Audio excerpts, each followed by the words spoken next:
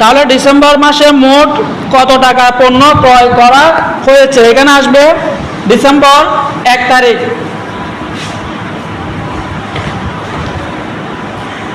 নগদে 15 লক্ষ টাকা না 2,50,000 টাকা ধারে ক্রয় করা হলো 12 তারিখ। এরপরে 31 তারিখ বার্তায় পণ্য ক্রয় 1,20,000। 1,20,000 থেকে বার্তা বাদ দিয়ে বাকি টাকা।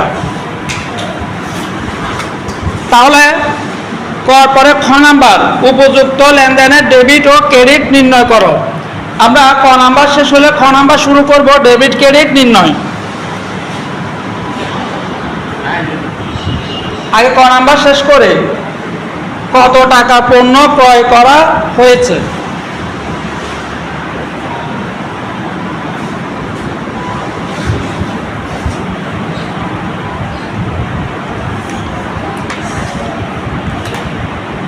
তাহলে খ নাম্বার কবি অ্যান্ড ছবি ট্রেডার্সের উপযুক্ত লেনদেনের ডেবিট ও ক্রেডিট নির্ণয় করো।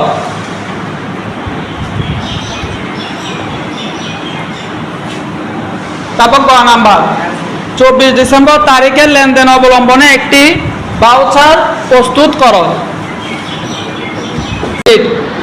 এরপরে 23 তারিখ নগদে 60,000 টাকার আসবাবপত্র ক্রয় করা হলো।